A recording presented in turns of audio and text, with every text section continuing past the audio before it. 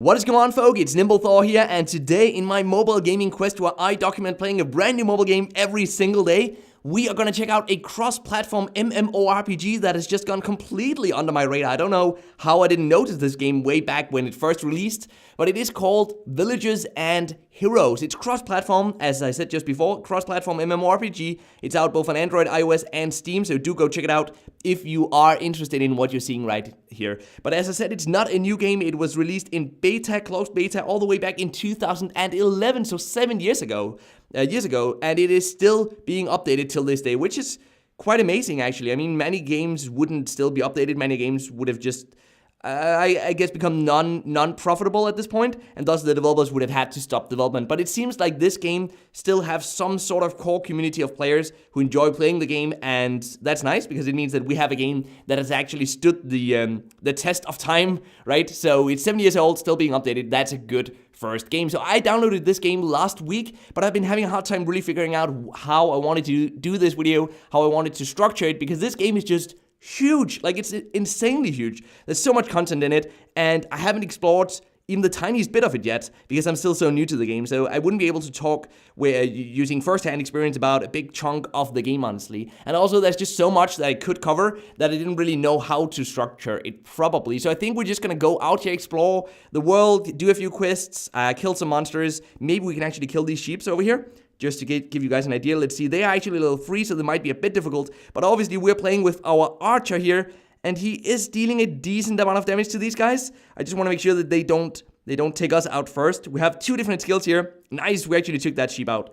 We didn't get anything from that though, no drops it seems. So we're just gonna continue moving this direction here because as you guys can see, down on the ground we can see some arrows pointing us in the correct direction of the quest that we're doing right now. We're doing one of the story quests. There are some other quests which are indicated by the yellow arrows, by the way. We're not gonna do those right now. We just wanna see if we can progress in the story quest here. So first up, the game is called Villagers and Heroes because the game isn't only about being a hero, you know, killing monsters to get awesome loot, which many games, I mean, that's the main thing in many MMORPGs, right? But that's not the only thing in this game because the villager part is a big part of it. So you can go out there and you can do woodcutting, you can do mining, you can do, what else can you do? Like you can do gardening, crafting, smithing, what have you. I think there's like 11 different sort of villager related skills that you can go out and do.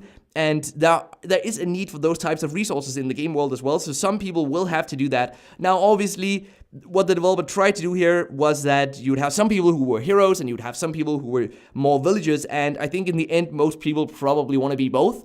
But it's still a nice idea, it's a unique idea, and it's something I haven't seen a whole lot of before. I mean, we do have games like Runescape, of course, that have many of these, like mining, smithing, woodcutting, fishing as well. But having this setup where they try to make it so that some people would want to focus on only one of those, that's quite interesting. Even though it's probably not really working out the way they wanted it to, but it's still kind of cool. But that's without even talking about player housing, because many games have player housing, World of Warcraft have player housing, but in many games, it's instant. But in this game, though, Villagers and Heroes, it's non-instant, so you actually get a house in the game world, non-instant game world, and that's kind of cool that it does not even require premium currency. That's really nice. Really glad to see that, and that's one of the things I've seen mentioned a lot about this game is that it's definitely not pay to win. Like, there are so many things that you can play the entire game for absolutely free, and that's of course a good sign, always a good sign. I think overall this game does remind me quite a lot of RuneScape, but it just came out all the way back in 2011, and RuneScape is just now, this year in 2018, apparently coming to mobile. We'll see whenever it's going to release. Alright, so it seems what we had to do was actually kill these bog frogs over here. So let's just do that instead. Right now, I'm obviously, as I said previously, playing as the hunter, but there are 4 different classes we can play as. So we can play as a warrior, we can play as a wizard, and as a priest, and then the hunter that I'm playing as. So it's a pretty standard RPG, fantasy RPG setup, honestly. But then underneath those different classes, we have like subclasses as well that I can't go too much into because I haven't really explored those just yet.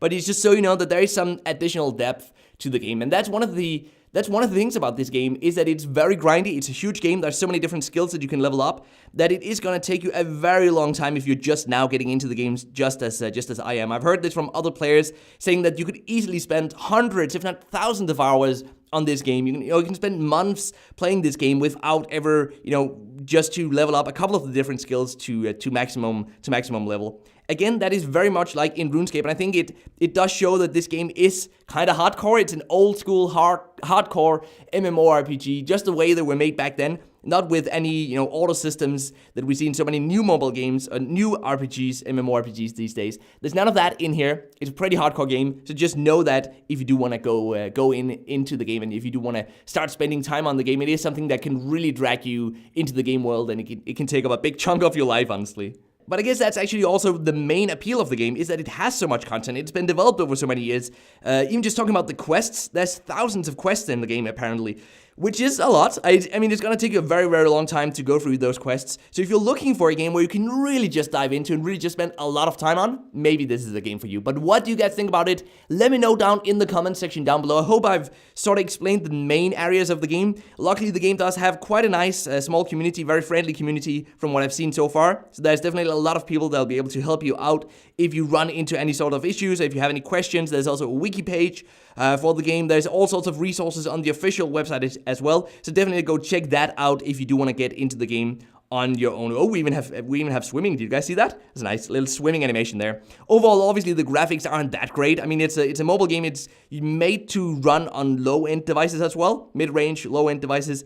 And same goes for PC. It can run on kind of just any potato of a PC, honestly. At least that's what I've heard. I haven't been able to try it out on PC just yet for myself. But do let me know what you think about it down in the comment section down below. And with that said, thank you so much for sticking around till the end of this video. Do you think that this game can still succeed here in 2018? Is it too outdated? Is it just the hardcore old school players who enjoy the game and it's difficult to get into for new players? Do let me know down there. And until next time, guys, just keep gaming, stay awesome, and I'll see you guys around.